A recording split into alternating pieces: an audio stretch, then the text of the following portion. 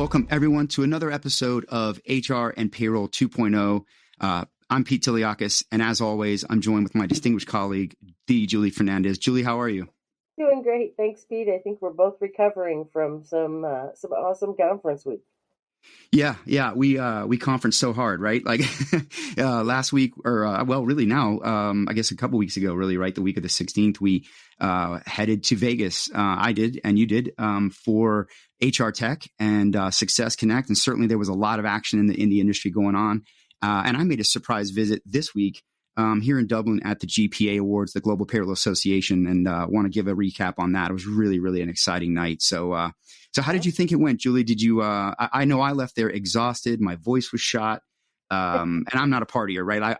Just the general nature of Vegas, I think, is it's lights to lights, and HR Tech is so incredibly packed. The conversations just go on and on. You lose your voice, right? That's right. And actually, I would say if that week told us anything, it's that conference seasons are back. And, yes. I want to say it looks like by all counts, maybe 5,000 or so folks were there, which is actually pretty typical. Did you actually even better?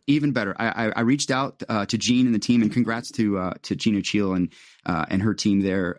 They do a great show every year, but 8,500 attendees this year.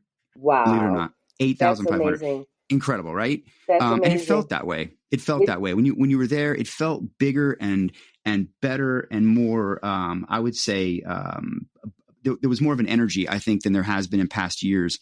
And the booths, right, were bigger than better. I saw some crazy things there, but yeah, it was so great to see that.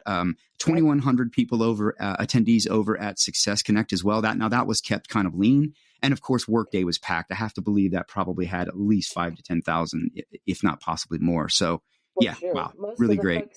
Most of the folks that we were talking to in Vegas had counter teams sent over to Workday Rising, and I would say in the expo hall, well over 400 vendors. I think I counted a handful, more than 425, 426. I heard that. That is impressive. I mean, yeah, and I spent a lot of time on the expo floor myself. I was working the booth at Alight, obviously, but also got to speak at SuccessConnect. That was a really exciting thing for me. Having attended that event a bunch, it was very humbling to be able to present there. So I was really happy to do that. But I spent a lot of time walking around and looking at a lot of products, meeting a lot of my old clients, and getting a lot of hugs and a lot of love. So thank you to everyone that came up and talked to me and hung out and shared knowledge about what's going on. That's what HR Tech's all about, right?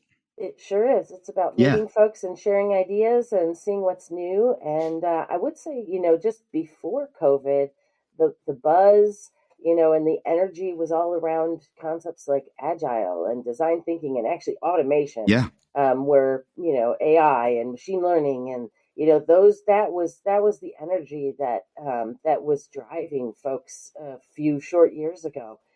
So I know you and I both had some observations around what's driving folks now. And, just looking around, everything is wallpapered in experience and talent, I would say. 100%. I think that resonated a lot. And we're going to talk about that a bit. So maybe we should jump in. Let's talk about some of what we saw there, right? So I would say the number one thing that I came away with was, and I think this is reassuring for the market, for the profession, is that HCM in general, human capital management, the market and the demand is there, right? It is no doubt there. And that was visible in a number of ways. And that's great to see, right? Organizations are fundamentally saying, look, we know we have to invest in our human capital. We have to invest in our people. We have to elevate them. We have to move forward. We have to evolve, right? I'm tired of saying the word change. I'm actually using the word evolve now a lot more. And I think that's what firms are looking at, right? And certainly, don't forget all those things that you just talked about are still there. They're still very important. Companies are still trying to achieve those. But I think at the end of the day, what I came away with was skills, talent, the employee experience, and all of that is incredibly important. And the good news is, thankfully, organizations are in fact investing in this. And I've got a couple stats to talk about that. But what are your thoughts on that? Did you get that as well? Did you get that feeling? Yeah, I really did. And there's always, kind of this focus on the core or the basics, around HCM, and there's lots of things new, no matter which platform or technologies you're leaning toward or have already adopted. So I know we have plenty of things to talk about there, from SuccessFactors, Oracle, to Workday, to all of the others that are in that space, and payroll. And it's so much less exciting sometimes, I think, than folks that are embracing the newness around recruiting, around candidates and experience and talent, and but even if you're one of those core guys, you're still weaving experience, talent, and skills into everything you're talking about today. So it does make for kind of a bit of a blur of what was formerly some pretty straightforward categories or functional areas. Yeah, absolutely. And the good news is I saw a couple of things that really validated that, that health of the market, right? And that focus, right? We've seen plenty of research, particularly from, for example, Sapient Insights, and shout out to Stacey Harris. She does a phenomenal report. This 25th year. Wow. The 25th year of her HR technology report. And she cited 54% of companies with more than 500 employees are going to increase their HR tech spend by an average of 21%. That's incredible. And I think that points to that health. And interestingly, half of firms expect to replace, enough, payroll time and analytics, right? Really bubbled up to the top. So not just the talent side of things, the back office, thankfully, is also getting some attention.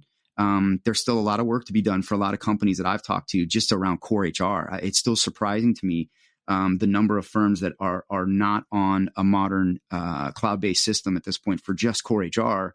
Let alone payroll, let alone global payroll. And now time, of course, is getting, often build to gross, right, is sometimes and oftentimes the heavy lift in payroll for many companies, bringing that data to the point to be able to start the gross to net calc.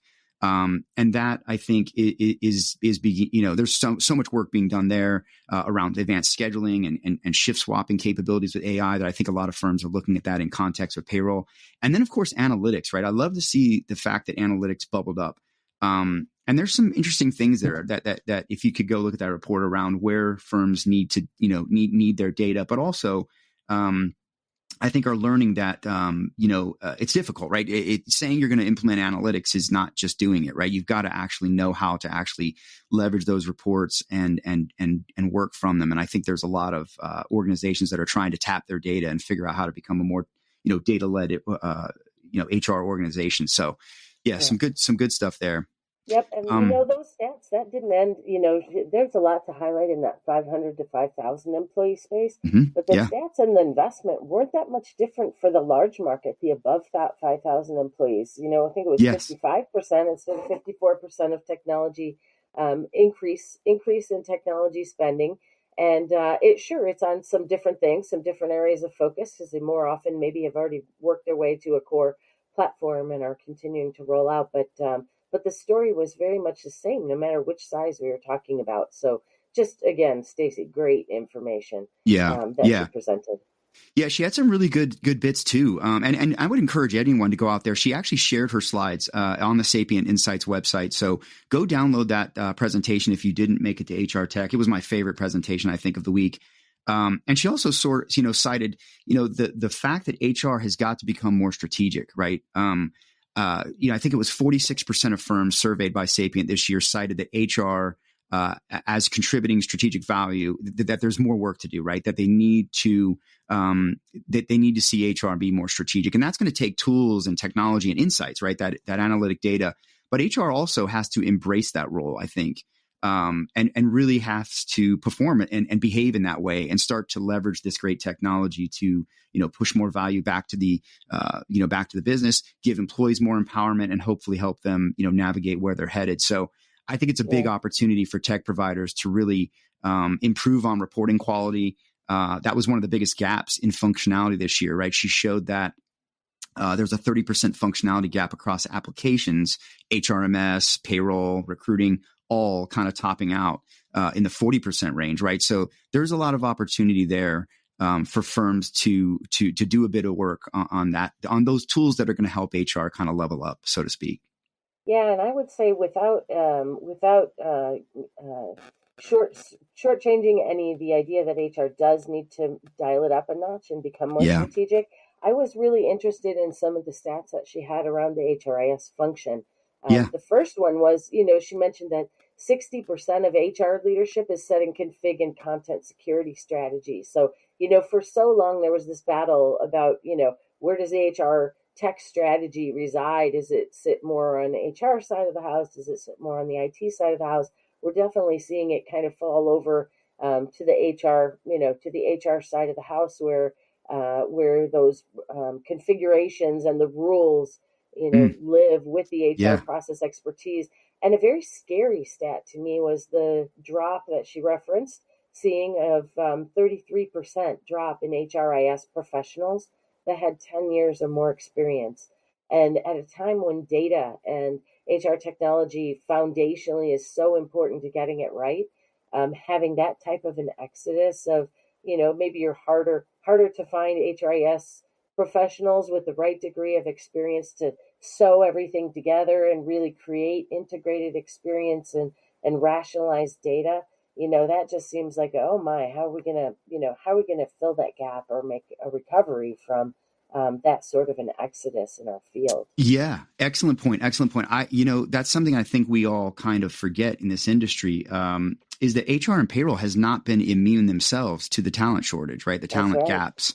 And I know it's a big issue for payroll. I was having a conversation with a longtime colleague of mine, in the industry, who is a payroll manager or payroll leader, tax leader for one of the larger manufacturers, who was there making a number of different sort of buying, not decisions, but kind of looking at products they needed kind of address in their ecosystem.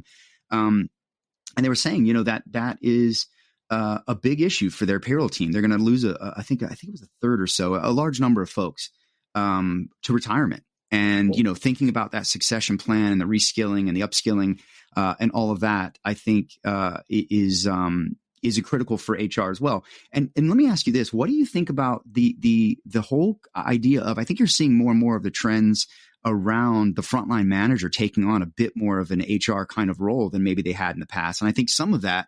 What I love about the Workforce Agility Limited Series by Cornerstone was we talked to executives and customers all about skills, skills, skills, skills, skills, skills. Cornerstone has a wonderful background in learning and development, training, etc. Their LMS is world class, but they've centered the business now, not just on that, like building upon that, but building upon how everything is moved to the skills economy. So check out the limited series called Workforce Agility, and you can get it wherever you get your podcast. And it's just a wonderful series where we talk to their executives on the shift of why, and also their customers that are using it. So check it out whenever you get a chance. Appreciate it. Is that talent shortage, but also, right, like that's who's dealing with the employee day to day, living with the employee, if you will.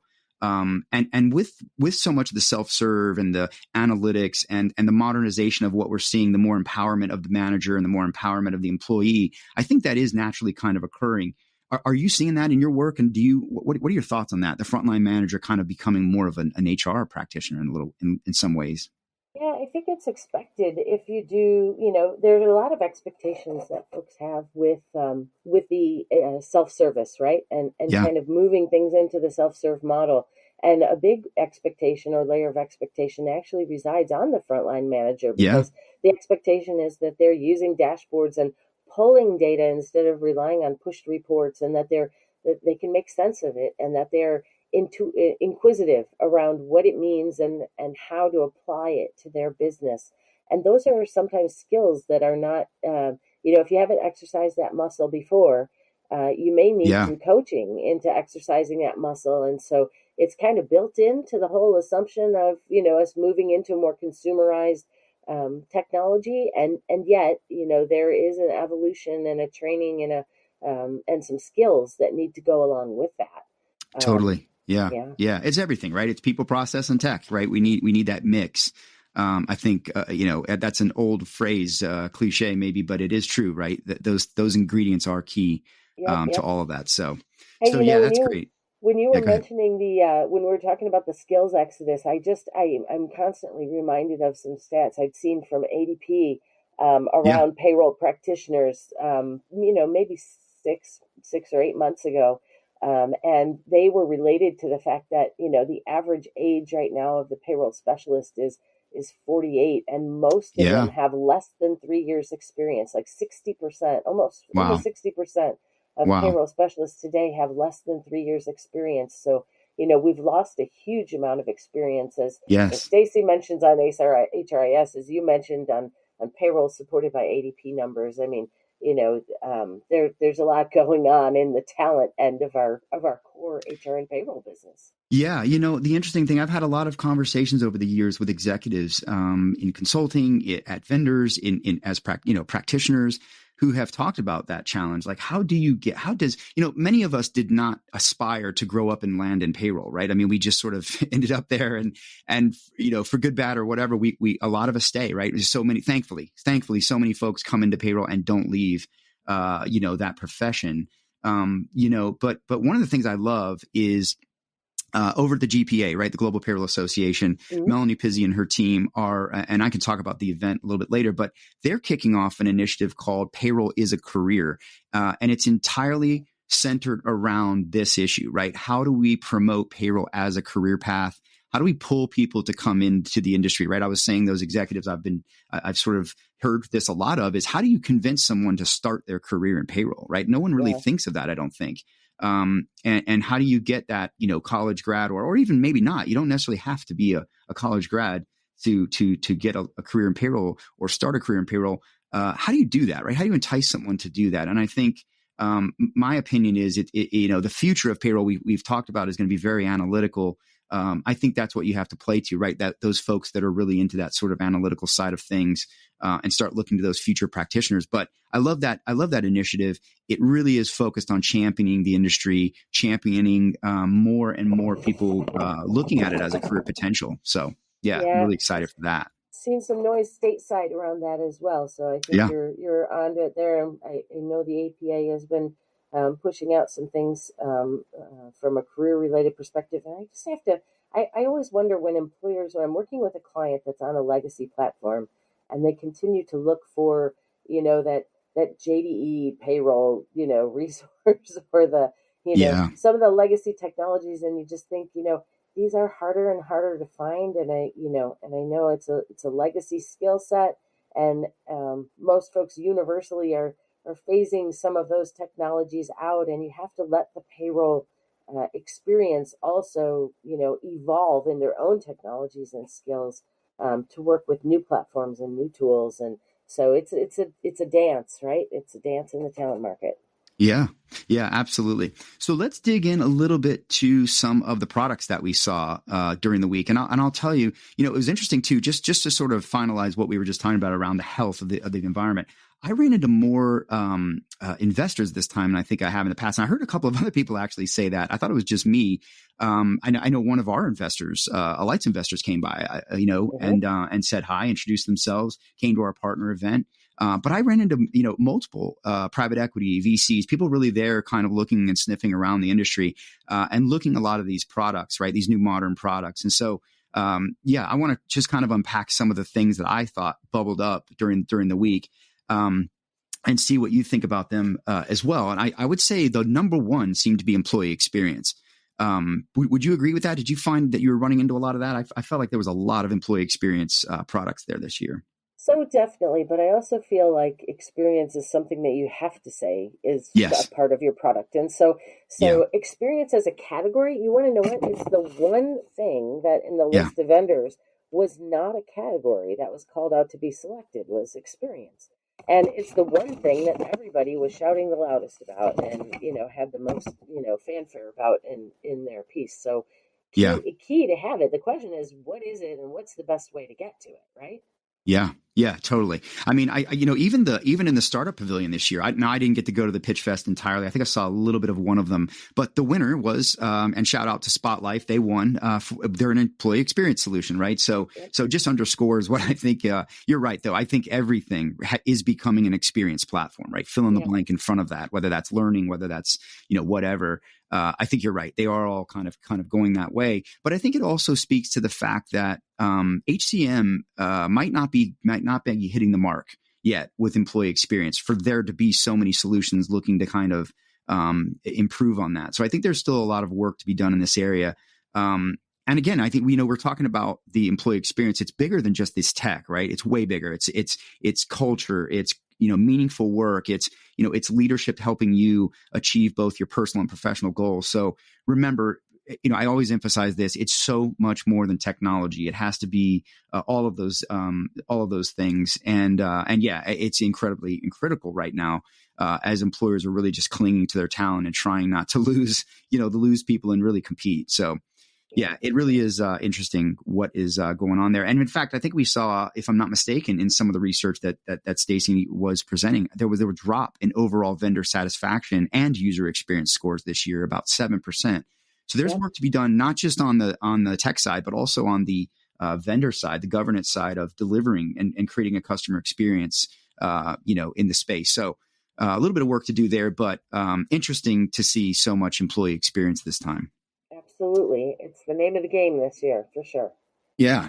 Another couple things that were, I think, on well attended, well on display was obviously payroll. Was really happy to see all of the major vendors there. Global, not as represented as I thought it should be, but I understand this is HR tech, so it does slant a little bit towards the HR side a little bit more, and maybe the global folks, kind of do some other events, but a lot of SMB providers there. I think for the SMB, the small market buyer, payroll, it used to be the starting point. And I'm sure it still is for many small businesses, but HCM, many of the firms are now really HCM providers, right? You look across the market, iSolved, right? Or Paycor, Paychecks, right? They really are HCM technology firms that are also able to offer robust services and creating kind of this one-stop shop for that buyer market. So it was great to see, payroll was well attended. Earned wage access, another one that I think I ran into so many of the vendors there. So it was good to see payroll a rich turnout, and certainly critical, right? For all the reasons that we all know. But there's a lot of work to be done. There's still some firms there that are not quite where they need to be with payroll. And I would say upmarket, that's probably very evident, right? A lot of transformation still going on and needed. Yep. I think that's the case. Up market, a lot of folks are stranded or maybe stuck between a couple of solutions and trying to work their way wholly into one or the other. I think you mentioned before, again in Stacey's Sapient Insight study, the just the stats that said 50% of time and payroll applications are in danger of flipping in the next 12 to 24 months, and not only and I think the highest the most activity is projected to happen in the 500 to 5,000 employee. Yes, mid-market. For that mid-market, and that is where you're more likely to get folks that are tampering with do I look at a Workday, SuccessFactors, one of the bigs, or do I go with a provider that is an HCM payroll provider at its core, because that is that's more of the integrated need that I have. And so it does that at that size, you're really looking almost at a different set of players sometimes becomes more important. Yeah, absolutely. Absolutely. And then the other thing, of course, is really recruiting and talent, right? I mean, I can't say enough how important that is. We all know skills are really where the war is, right? Everyone's fighting for skills. It's not even so much talent as it's skills.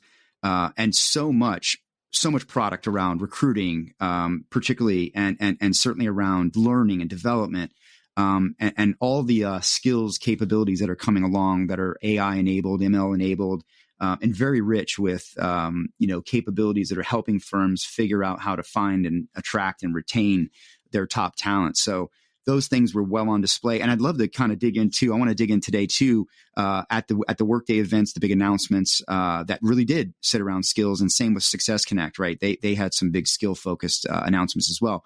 But what about you? Did you get to dabble in some of that stuff? Did you notice the talent slant as well? Certainly did. I did attend most of the pitch fests, and as you mentioned, they were all kind of in the same area of experience and talent, and heavily in the recruiting candidate space. But the thing that caught my attention maybe the most is, Josh Bersin is always one of the keynote speakers. Yep. He's long been, kind of poking into the skills. What happens when employees behave badly? Boy, we could do an entire TV show, maybe a Netflix special on that. Well, Ryan and I sat down and recorded episodes for FAMA.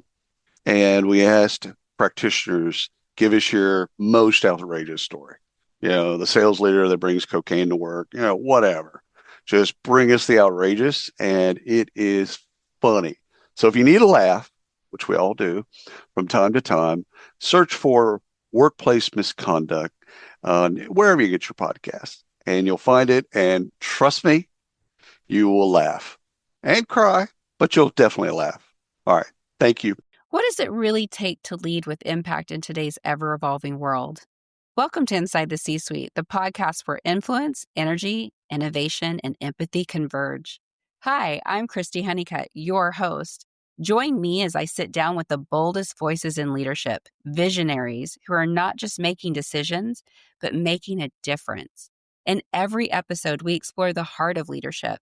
How do high-performing leaders harness their energy? How do they lead with empathy without losing their edge? How do they turn disruption into innovation and pressure into purpose? You'll hear unfiltered stories of adversity, resilience, and the raw moments that shaped true influence. This isn't about perfection. It's about presence, passion, and the energetic exchange that fuels transformation. Inside the C-Suite is your invitation to lead from a deeper place with intention, connection, and courage.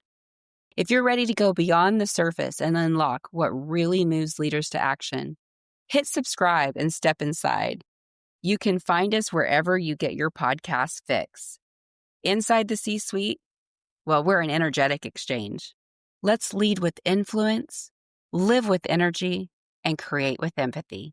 Skills tech area, talent intelligence area, and he went, so far this time as to say, I think we've maybe oversold how useful this will be, and I don't Yeah, think he meant, that it's not going to be useful. I think it's just that skills is such a complicated area it of is. overlap in the market today, and really making something tangible of that as you look across all of your technologies and your data and the way that you use that data is not for the faint of heart, and is going to take probably a long time to get right.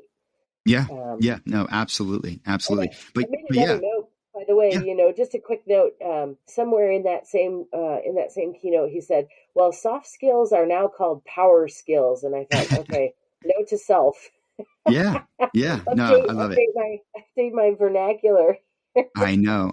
It is. Yeah, it's interesting. And I think there's still, it's early, right? I think the skills technology, there's still a long way to go. But yeah, some of the announcements, right? Like Workday, right? The two key Yeah, announcements I think that they made that I kind of pulled out, right? Number one, they built are really building on to their Skills Cloud offering, the Workday Skills Cloud, which was a very early skills solution, if you will, in terms of that's their right. peers.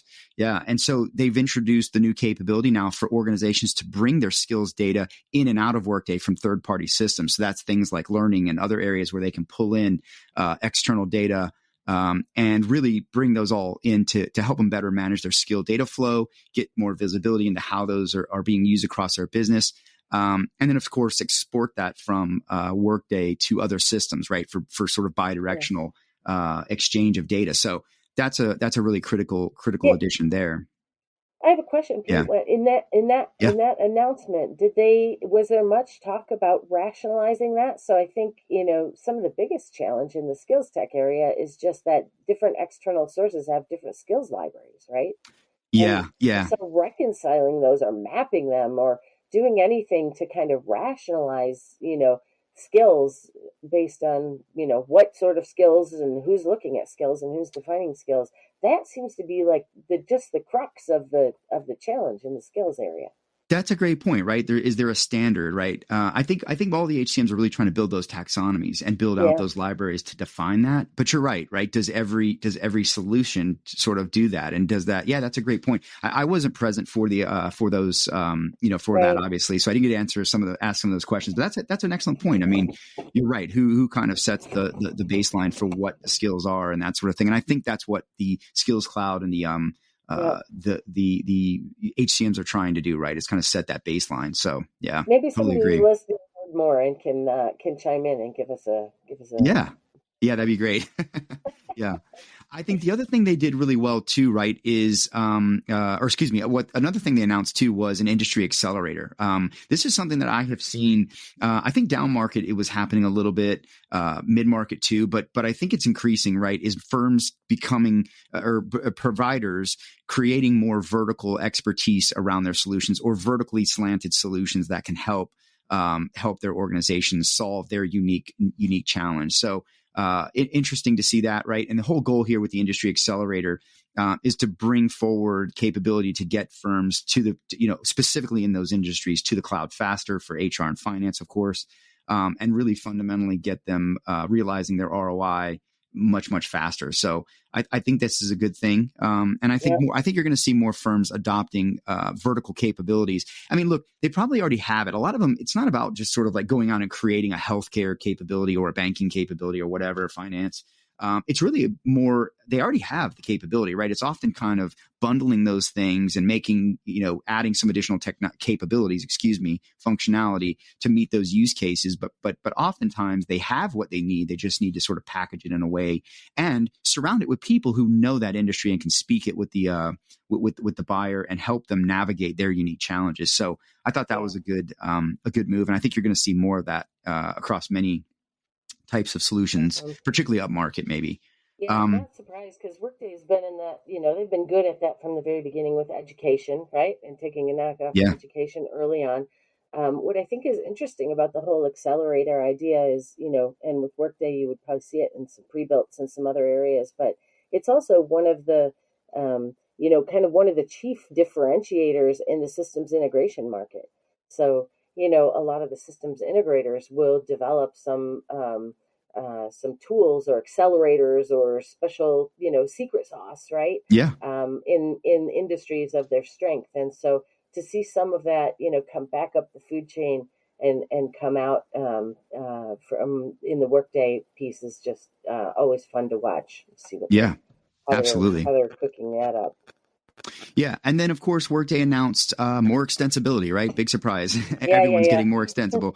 So Workday Extend, right? They've added a new, more of another app builder, or a new app builder, and a more sort of easier to use low code, no code kind of capability, really a drag and drop sort of app builder interface that really gives users, the ability to prepare those kind of one-off things that they need to support their business or integrate, where you don't have to have IT kind of drug in and create this big project, right? The low code, no code stuff makes it very easy for organizations to, and I'm going to air quote, customize, if you will, and connect those pieces that can solve problems for them. So really opening up a bit more, right? And making their APIs much more streamlined from that experience, but also, they've also committed to getting closer to their partners from an innovation perspective, more joint go-to-market solutions, and really investing in partner education to help accelerate, their ability to get on board and get into the ecosystem and help them build apps. So,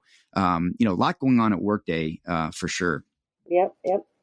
Now, SuccessFactors had a really packed, I won't even be able to hit it all probably today, but just to summarize, I think they really, obviously they've launched this SuccessFactors Opportunity Marketplace, which really surfaces career paths or jobs using their skills, SAP skills ontology, right? So we talked about, who's kind of defining what the skills are, so to speak. And I think that's where you're seeing the HCMs take the lead on that.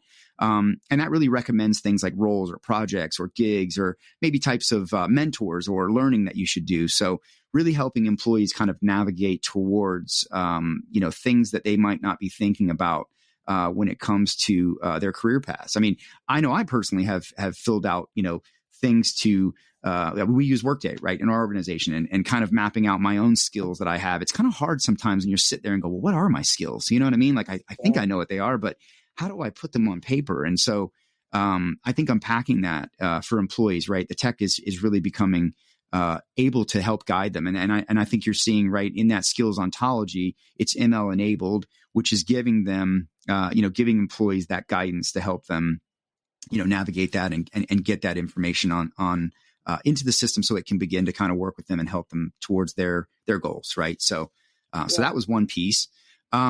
Another key piece was the growth portfolio, which is a dynamic sort of library of employee attributes, skills, strengths, work styles, that sort of thing, to really power this whole self model and bring that to life, right? Helping employees kind of bring themselves to work in the whole way, if you will, bringing all of their skills, being their their whole self. And there's a whole I would encourage you to go and look into that. It's a very long, we could probably do a podcast maybe on that piece of it, but I think that's a big piece of that all kind of working together with the marketplace, the opportunity marketplace and the skills ontology. And then of course sorry, go ahead. That's the piece that is getting kind of the nickname, the whole self model, right? Yes. Yeah, it's interesting. I haven't dug into that myself personally a lot yet, but you can read a bit about that on SuccessConnect's website. They got some graphs diagrams on kind of explaining a little bit. But really helping employees kind of in totality, if you will. And then of course, dynamic teams, right? They've brought in some new capability to really help companies, go beyond that sort of traditional hierarchical sort of support. And really enable them to create, track, measure, and kind of optimize their teams, right? Looking again at skills and helping to elevate the team sort of function.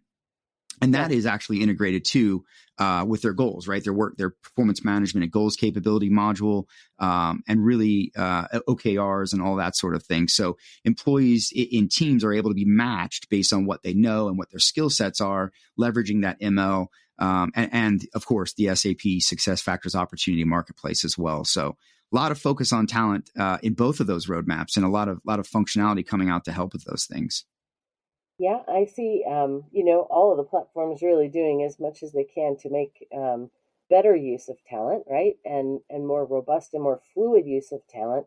I think in the end, the assumption is that drives productivity and engagement and happiness, and just all sorts of things that we're expecting drive outcomes, and the proof will be in the pudding. Yeah, we'll see. I mean, I think it's going to take, but again, it's not just tech, right? I mean, it's going to take people, right? Thinking through these things and working and being practical and working together. And I mean, I think employees too have to really think about what they want, right? And work with their employer to figure out how to achieve that, right? Personally and professionally. And it seems like, we're working in a world where that is an open door, right? Folks are really trying to accommodate.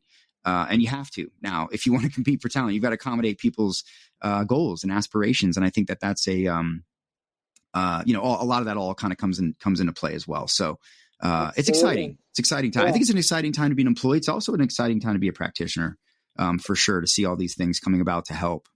Yeah, it sure is. Yeah. I know I think the Oracle equivalent on the roadshow kind of these same weeks has been Oracle Me, right? Yes. The experience features. So, they're definitely in the, kind of in the same path of thought and development, with Oracle Me being the big show, the big item showcased at HR Tech this week. Yeah. I didn't get I've seen a demo of it before. I didn't get to check that out at HR Tech actually, but it is very good experience. I know the mobile experience is great, but the entire capability has come a long way, and Oracle is doing very well with that solution. From what I understand. So yeah. Hey friends, Marnie Robbins here, host of Vibe Makers, a podcast now on the Work Defined Network. Look, we all know workplace culture doesn't come from a slide deck. Gross. It comes from people. So on Vibe Makers, I talk to the folks shaping the experience of work from the inside out. The HR and people ops folk, founders, leaders, and misfits building culture through small bets, big beliefs, and a whole lot of trial and error. No fluff. Well, maybe a little fluff, but mainly just candid talk about what happens when you stop duct taping your culture together. Come check us out. Listen to Vibe Makers wherever you get your podcasts. So yeah, just a packed HR Tech, right? What else, Julie? Anything else you have, from that? I'd love to kind of update you on what I learned here in Dublin at the GPA Awards, the Global Payroll Awards too. But what about HR Tech? Anything else? So the last keynote was a CHRO panel, which I thought was interesting. Yes. The conversation that they really tossed around was, how important is it for CHROs to have an HR Tech proficiency and HR data proficiency, and the CHROs that participated on the panel, of course, they they were not shy about saying that, HR data is foundational, and just being able to get data insights as a leader and understand technology, is something that CHROs, in today's day and age really can't necessarily be without some grounding in that area. And I think that maybe seems very obvious, but once upon a time, maybe the CHROs were not the folks with the dirtiest hands when it came to the actual technology portfolio, what it looks like, how data is rationalized or not rationalized, and I hear at least that becoming more and more widely acknowledged, that it's important at all levels of the organization. Yeah, absolutely. They have so much on their plate. And I have to imagine the CHRO role is evolving too, right? It's shaping, right? You're seeing now, like, they're bringing, sometimes you're seeing organization have a CHRO and a chief of culture, Yes. and other things are being kind of cracked apart, right? And so, yeah, the role for them is changing, I think, as well. And so, yeah, 100%. I understand where you're coming from with that. Absolutely. And they need, right? I'm sure they need, those insights, certainly. But, how do you navigate this today, right? Like, there's so many options. There's so much, there's just so much, and so many things you have to keep your eye on, right? I mean, HR has so much on their plate now. I sympathize with CHROs, right? It's like, where do you start, so to speak? Where do you focus? And the answer is, you got to focus on all of it. And yeah, no, it's incredible. So I would imagine that role is changing as well. I didn't make that session. I wish I had. So any other insights from that? No. I'm actually anxious to flip to the other side of the pond here as you went Yeah. to Ireland shortly thereafter, and tell us a little bit about the GPA highlights. Yeah, well, the GPA awards, if anyone isn't familiar, the Global Payroll Association runs award shows every year, really recognizing the industry, right? And it's a very, very elegant black tie event. It was here in Dublin. I think it might be here every year. But this is the first time I've ever attended. And I have to tell you, I actually took some PTO to come to this. And it was one of the most memorable nights. To see payroll on a pedestal like that and treated so elegantly and so, recognized and important. We really need to capture that and turn that into something that we do every day. And I'm not saying we can have a ball every night, but really make payroll elegant, right? Make payroll the priority, right? Make it the crown jewel, so to speak, of the back office, if you will, right? It's so, right? We talk about all this stuff at HR Tech, skills, whatever, learning, recruiting. You can name whatever you want. You can have all the best of it, employee experience, whatever. But if you screw up the paycheck, it really doesn't matter what you do. It's hard to recover from that, and that trust gets broken. It's over. So I just love the fact that payroll was, for at least one night was on a pedestal, right? And it was the spotlight was on payroll, and it was really great, and such a great event. Congratulations to Melanie Pizzi and her team. They do such a good job, and it was very, very, very, very nice. And thank you so much to Team Africa HR Solutions for having me at their at their table. They were the overall event sponsor. They hosted me. It was a great, great night. And really, I'd love to kind of run over a couple of the awards. Just congratulate some of the winners. You'll recognize some of these names for sure. I know you've worked with. So Ramco, right? Payroll Software Supplier of the Year for 2022. Congratulations to those guys. I know I've done a lot of work with them. Have you worked with Ramco a little bit, Julie? Absolutely. Definitely. Yeah. Included them in a number of competitive bids in the global space, and I think very happy with them. Yeah, it's a great product. And so Payroll Software Supplier of the Year for them. Congratulations to Ramco. Global Employer Organization of the Year was Globalization Partners. So shout out to those guys. I've done a lot of work with them as well. Well deserved. Really, really great stuff. And another firm that I've worked with quite a bit, and I just adore. They're so great. Is Acumen International. They won Payroll Innovation Award this year, which I thought was cool. And they've had, just a crazy year with, they're a Ukraine-based organization, and they've had just a tremendous year caring for their employees, right? They're a global employer of record, in that region, and just a specialist there. So they've gone through a lot, and to win that award, I think is really, really a testament to their work, not only on their product, but, just the crazy year I imagine they've had. And then, of course, eBury, right? Our partner, and I know a partner for Ramco and others, won International Payments Provider of the Year. I believe that's their second year. So just some of the key awards there. So any of those surprise you, Julie? No, I don't think they do surprise me, but I don't doubt that there were a number of amazing candidates in every single one of those categories and more. Yeah, absolutely. I was looking at when they would list they were showing I thought it was really fun the way they did the event. They had a gentleman who was sort of the MC for the awards, and he kind of roasted the payroll industry. It was really kind of funny, how he sort of presented and did all that. And it was really, really cool.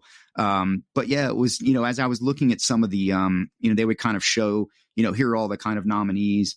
And it was hard, I was sitting there thinking these judges, man, they must have had a hard time picking these firms because all of them are very capable, very deserving. And so congratulations to all the winners. I know, what you do in payroll is so important. It's not unnoticed. And this innovation is so needed in this space that it's just refreshing to see it all coming to life. And congratulations to the other winners. There were winners for everything from practitioner of the year. I think there was a team of the year. There was a learning sort of student of the year, payroll student of the year, which I thought was really cool. I don't know if they do that every time, but I thought that was great, and fits again really well with their campaign around payroll is a career, which I said earlier, is really all about elevating payroll as a career option and generating more buzz and getting more people to consider it as a career path. So if you can check that out and support that, I would highly encourage it. What a great message that balances, the idea. Sometimes it's easy to feel if you're the payroll practitioner that everything's getting lost in a sea of experience or vice versa, right? When we highlight some of the latest and greatest that's out on the circuits. And so, what an uplifting message for folks who are actually in the trenches, in the core functioning of HR and payroll every single day. It is a profession, and it's one that we should be proud of. It absolutely is. It absolutely is. I want, I know I say this, but I want to see it become elegant all the time, right? I'm thinking about writing an article about this, right? Payroll should be elegant, right? I mean, look, the reality of it is payroll, it's never going to be a strategic function. Let's be honest, right? It can add value to achieve strategy, but it's never going to be strategic. It's a cost center. Let's be honest, right? But the role is changing. And it's not what it was before. It's not, and it can't be treated any longer like just a simple process. It's not simple. And it's very risky if you are doing it at scale in a global organization. And it is hard, and payroll makes it look easy every week. They make it look easy, and they should be commended for that, and they should be supported. And so what I really want to see is not only us looking at it as a career path, but I think it's time that we, again, kind of back to that whole elegance thing. I would love to see, for payroll to really elevate, right, in the organization. I get asked this a lot by folks. How do you do that? How do you level up in the organization, right? And certainly it's investment, as you know, transformation, technology, all of that. But payroll has to have a voice, and they have to earn that voice, right, with their data, with their reliability, all of those things. But I think the C-suite and the leadership in the organization needs to, it's a top-down, bottoms-up thing, right? You need that part of the organization looking to payroll as an outlet for that, quality data that they can use to make decisions, quality insights to help guide them through, compliance related impacts to what they're trying to achieve. And really being an agility, as we talked about, agility enabler for the business, right? And if they're not empowered with that respect and that capability and that investment, it's hard for them to do that, right? When you're kind of, if you're working every day with one arm kind of tied behind your back and you don't have a lot of respect, it's going to be very difficult for you to show a lot of value, right? You're always going to be on your heels.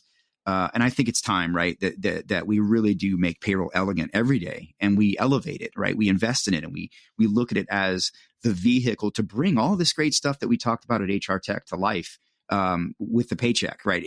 Again, you can recruit your rear end off. You can have the best employee experience. You can do all of the right things, train, care for, performance manage, invest in employees' well-being, all of that. But if you don't get the paycheck right, it's game over. So right. Love to see the profession elevated for sure.